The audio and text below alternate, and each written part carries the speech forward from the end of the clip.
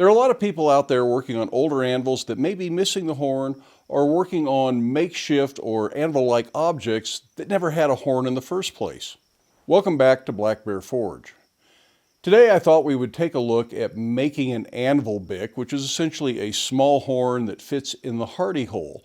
Now if you're working with an anvil-like object or some kind of makeshift anvil that doesn't have a hardy hole, there are ways around that as well, but let's go ahead and take a look at making the tool.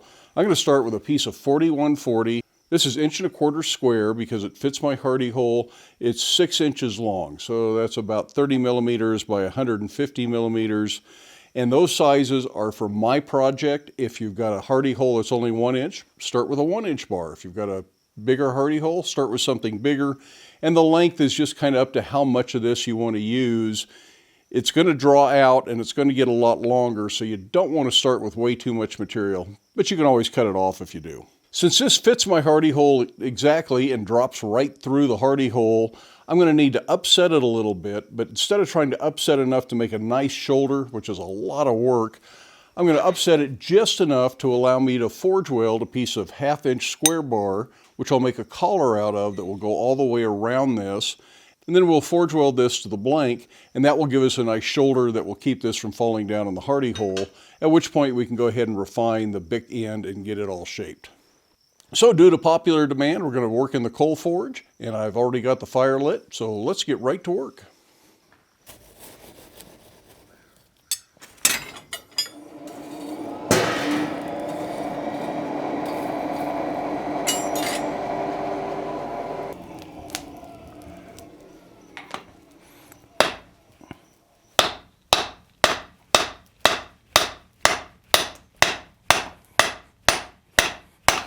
This is certainly going to upset the ends, but we're going to have to draw some of that back out anyway, so it's not going to hurt anything.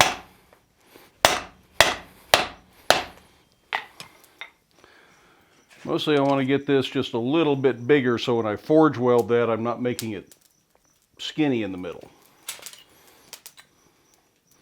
Can't tell I've done anything yet.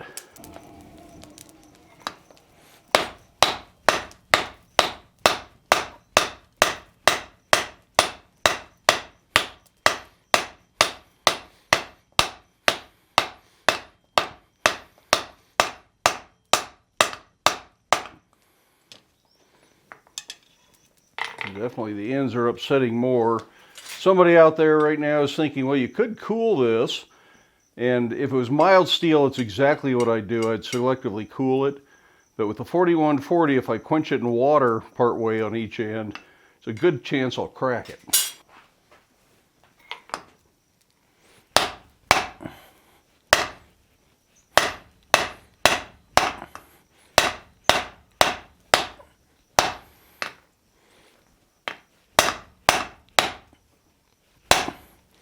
The ends must be rounding over a little bit.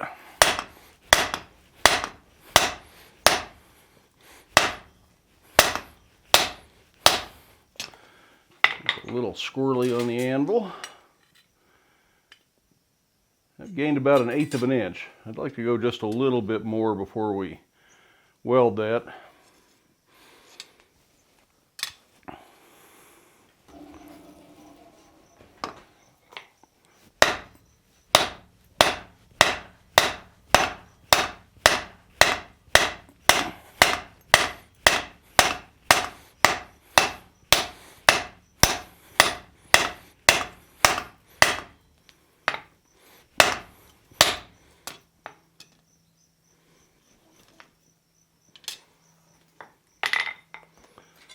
I think the next thing I want to do, I wouldn't mind that being a little bigger, but I think it's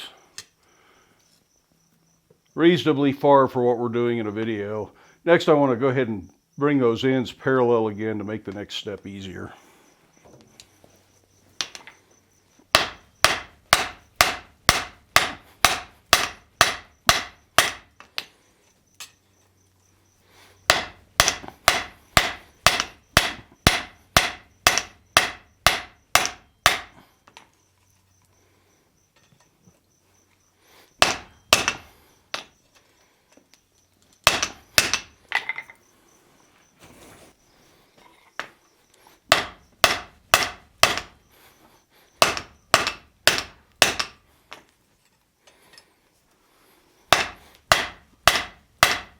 I don't have to finish these ends right now. I just want to get them back into parallel.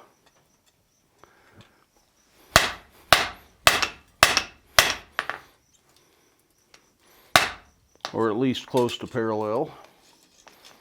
I suppose heating the center of that with a torch might have let me upset the center just a little bit better, but I think this is going to work just fine.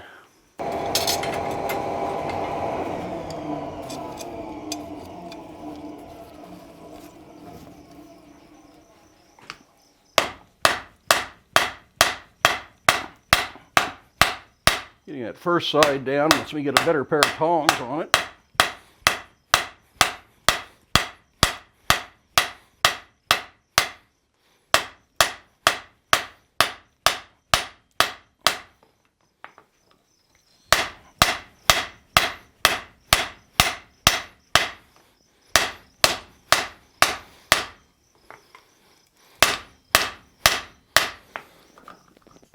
That starts to go back in the Hartley hole, so that's sized well enough. I'm just going to set that aside for now.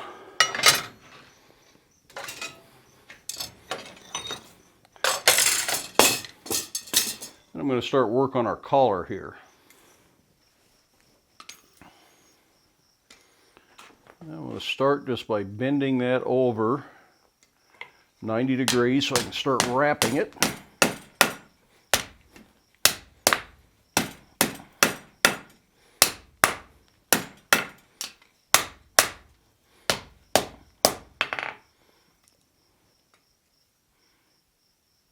It's not bad there.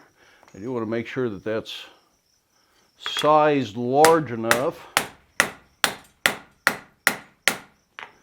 it's going to come all the way to the other side in the final piece.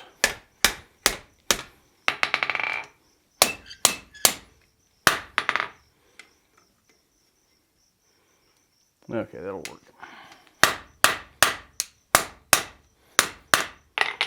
Now for the next bend, I'm going to put this in the vise.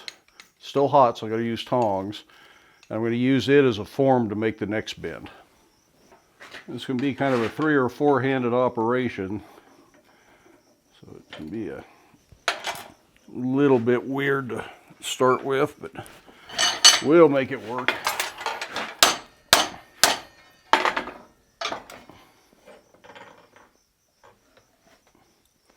Probably need a second heat on that.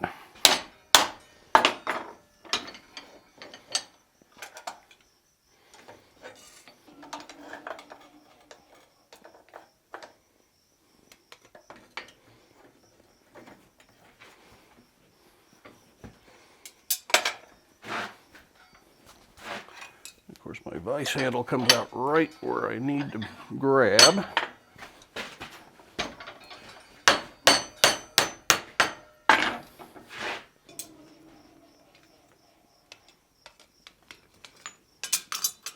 I can refine that a little bit at the anvil.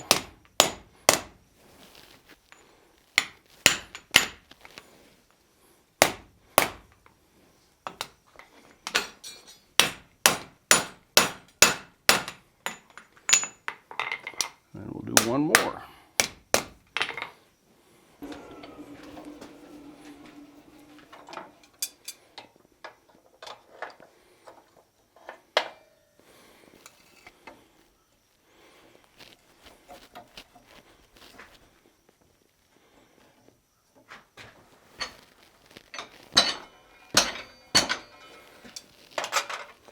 Sometimes you got to use your feet to get the vise started.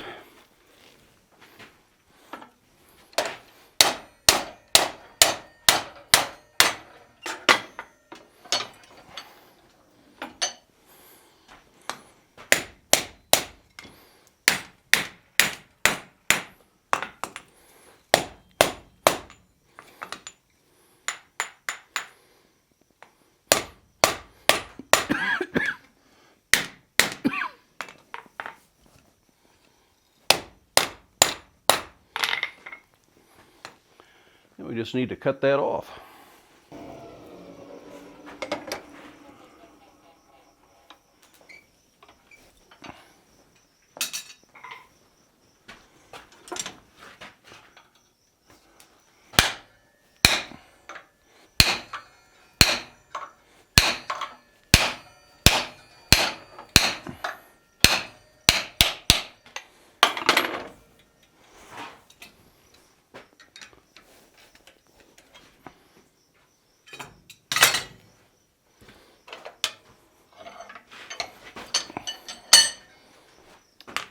So there we have a collar, kind of rough fit, and I think it's in a good place to put it on there, so it's going to stay there. Now very slowly bring this up to welding heat, and then we'll weld that. And this is, of course, the time to make sure there's no clinker in your fire, or more appropriately said, get the clinker out, because I can almost guarantee you there's going to be some.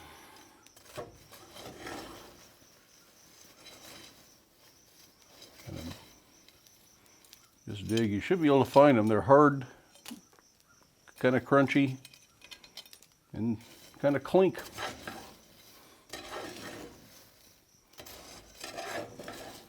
So like mine always form at the back of the fire pot for some reason. Okay, that's pretty good. I'm going to get my fire banked back in here so I got a nice deep fire.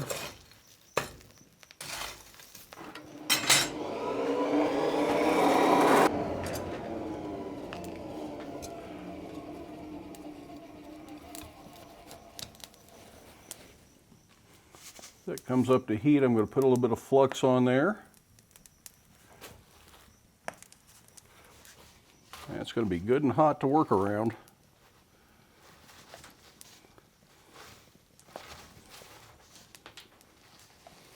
Might put some gloves on.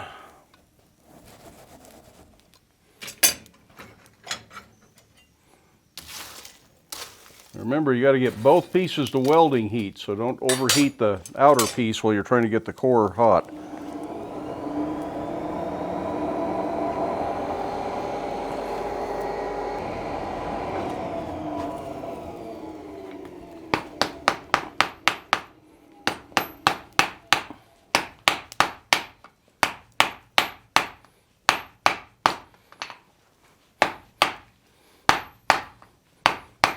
Feels like it welded. I'm going to go ahead and give it a quick wire brush and get it back in the fire though.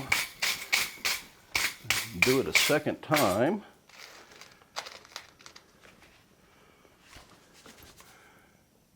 Just a little bit more flux. This always looks like I'm putting a lot more on there than I really am, just because it flows out so nicely.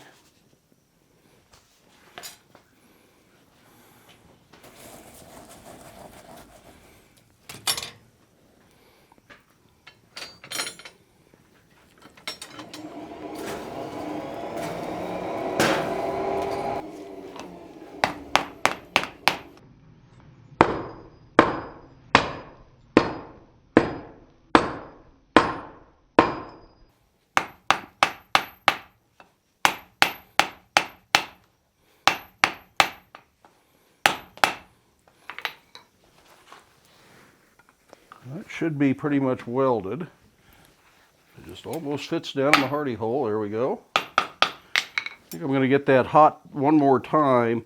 I'm going to put a little bevel around that just to make it look a little bit cleaner and neater. And I'll do that pretty close to welding heat so I don't take a chance on breaking my weld. Now, if you're really worried about this, I suppose you could anneal it, drill it, pin it, or pin it before you do the first weld and weld the pins all down into there so they blend. I don't think it really needs it. I'm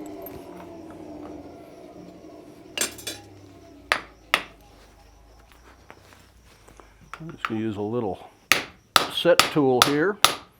I'm actually working on the collar, not driving the larger piece in.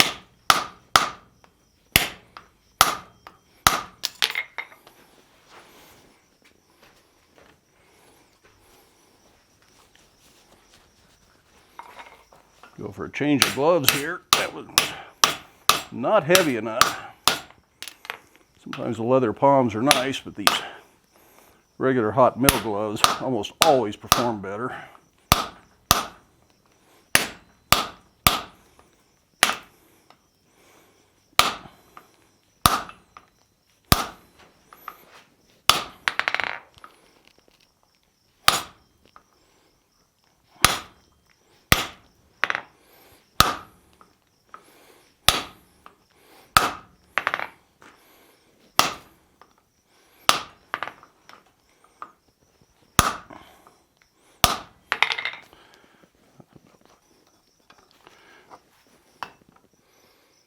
think I'm going to take one more pass there with a fuller and just kind of give it a little bit of a curve there.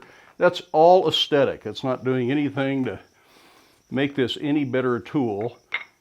It just makes me like looking at it better.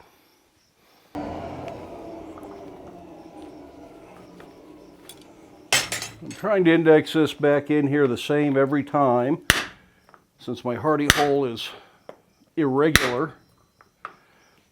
And that means this will have to go in the same way every time in use, but it will be more solid.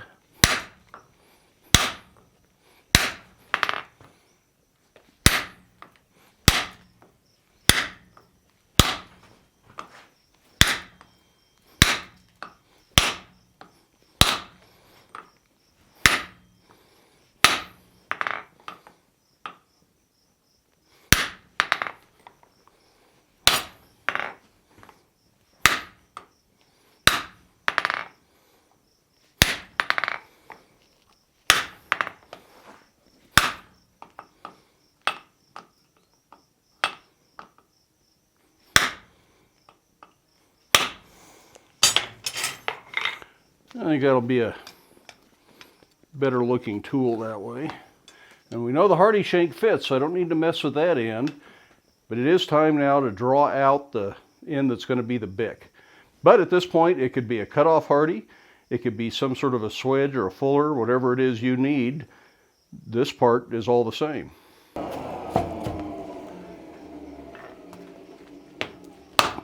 Just like anything else, I want to draw this out, starting square.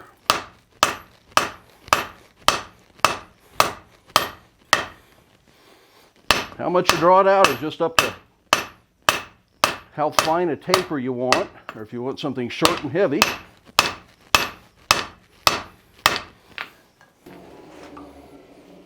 Of course, working over the horn will go a little bit faster. Just try not to mess up the shoulder. It's nicely forge welded in.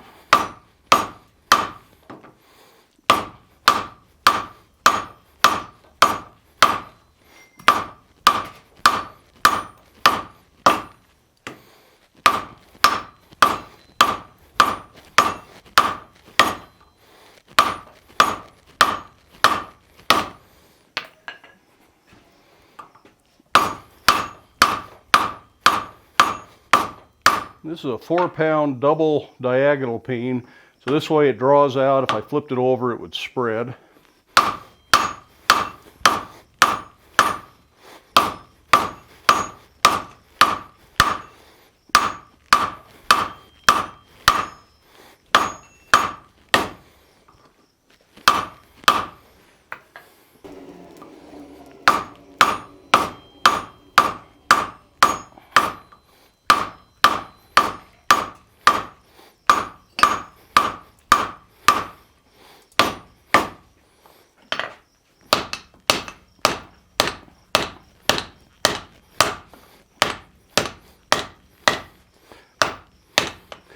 Less bounce in the center of the anvil, so sometimes I'm not sure if the horn is as efficient as it could be.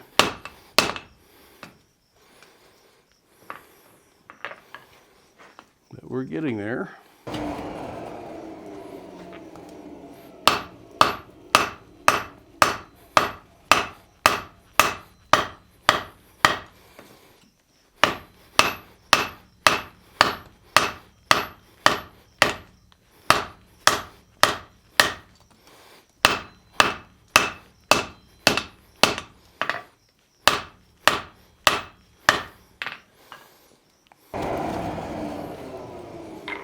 I go to a lighter hammer. You only swing those heavy ones for so long before you start to risk an injury.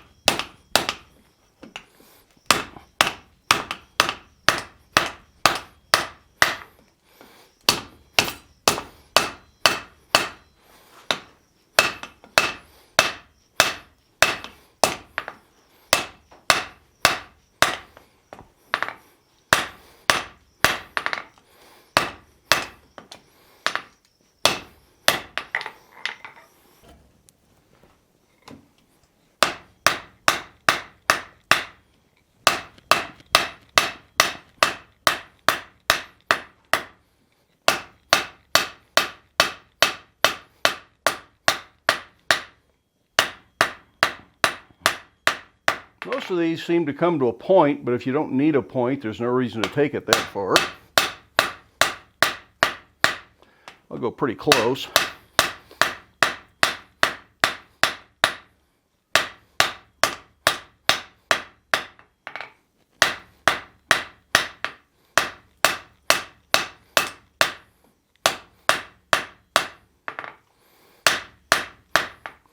Next thing I'm going to do is go to octagon, and then we'll go to round. I'm not going to go octagon all the way back. I'm going to leave a bit of a transition from square into the octagon, and then a little bit of a transition from the octagon to the round.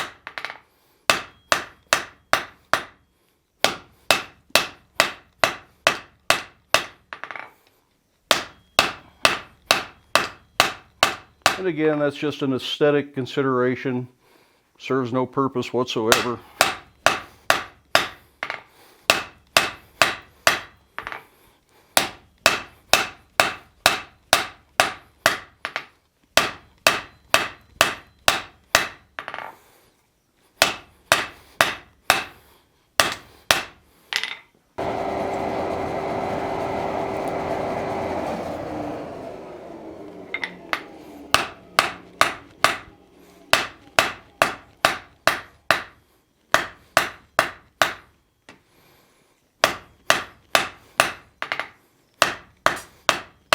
Start rounding it up.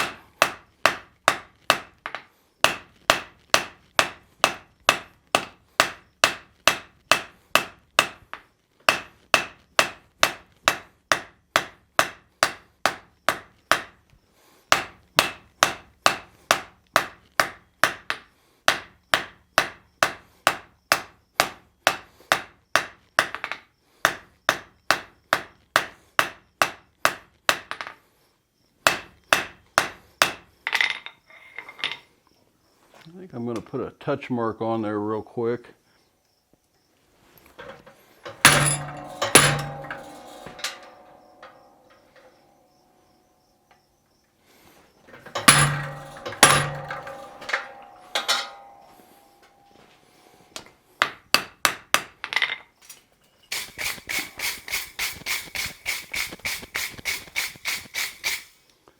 Just a little bit more rounding up.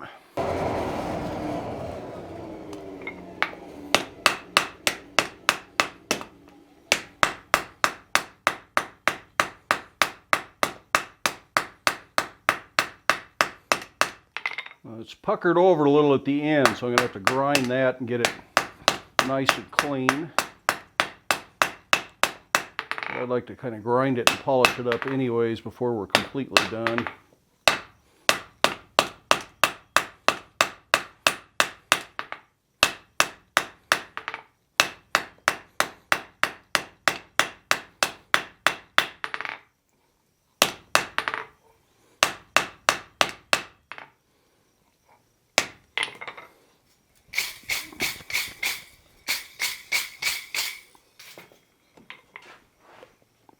This is still straight in line from the hardy shank through the tip, but you notice the collar is not perfectly straight. And that is just because my hardy hole is not perfectly straight, and we made it fit the hardy hole. So that's just the way that's going to be.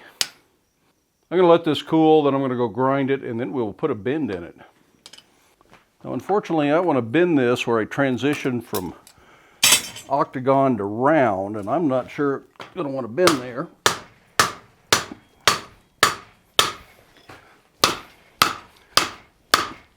A little bit of persistence. I'm using a rawhide mallet so I don't mess up my round. And I'm kicking it over quite a bit, but I don't think that's going to matter in the long run. Would have been nice if it was straight there, but I think that's going to be pretty usable. It's swinging off sideways a little bit. Let's see if we can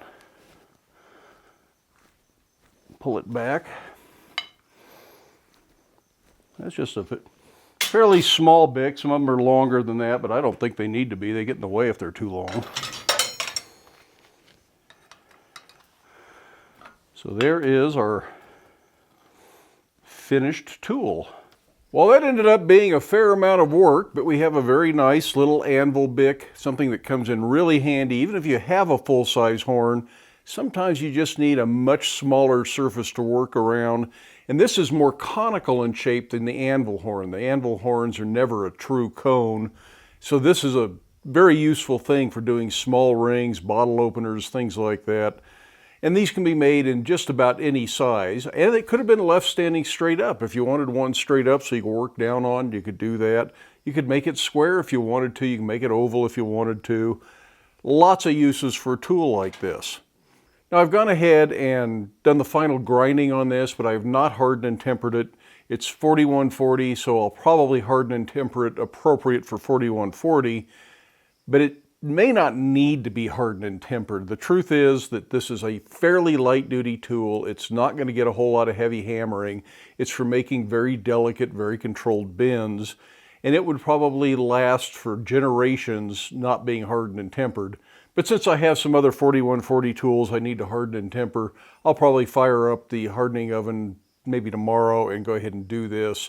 I don't think I'll show that for the video. We've looked at hardening and tempering plenty of times. And like I say, I'm not sure it absolutely needs it.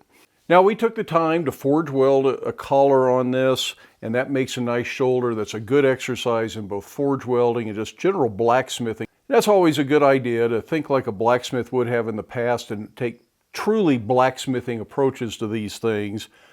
But if you don't want to forge weld, if you don't know how to forge weld, if you can't get your fire hot enough to get a big chunk of steel hot enough to forge weld, really there's no reason you can't just electrically weld that collar on there to keep this up in the anvil.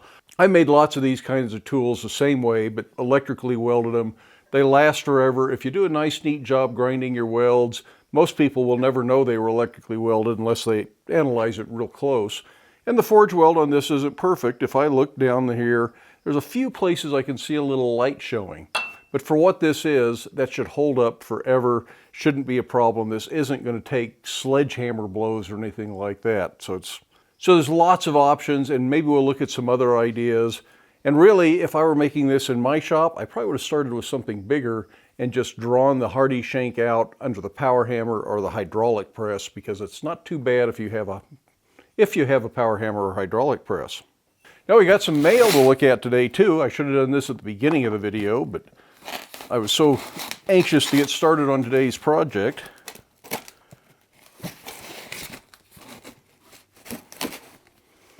And this is from John in Ohio. And I know what he sent. He told me he was going to send something. He was looking at our... Oh, he sent a donut box, but there's no donuts. Oh. It says, "Sir, thank you for your safety tips, blacksmith teachings, and website. As you have given me that, I hope I can help you and your wife with the weeding." So this is a weeding tool, but because I've done a couple of garden tools, he was thinking that this was one he made and liked using. And so he made me one, just like he does his. Ooh, it looks like he made two of them. Look at that, there's two things in there. Now I will need to put handles on these, but I think I can find handles, that's not a problem. Winged weeder, and it looks like you could pull it or push it. So you just get down next to the weeds and slice them off, or pull back and slice them off. And then kind of a rectangular, or trapezoidal, I think that's the right word, of the same thing that you can, again, pull back and chop like a hoe, or slices on the side. Those look like real interesting tools, John. Thank you very much for sending those. I'll find a nice handle to put those on, and we will give those a try. But that is all I have for today. Watch the very end of the video if you want to see a close-up of this and see what it actually looks like. And we'll use this in some upcoming project. Not sure what, but I know we're going to get some use out of it. So I do hope you enjoyed the video. Give it a thumbs up if you did. If you haven't done so already, I would love it if you hit that subscribe button down there. Feel free to stick around, watch a few of the other videos, share the videos with your friends. But then by all means, make time in your day to get out to your shop. Make something, but stay safe. Wear your safety glasses. We'll see you for the next one.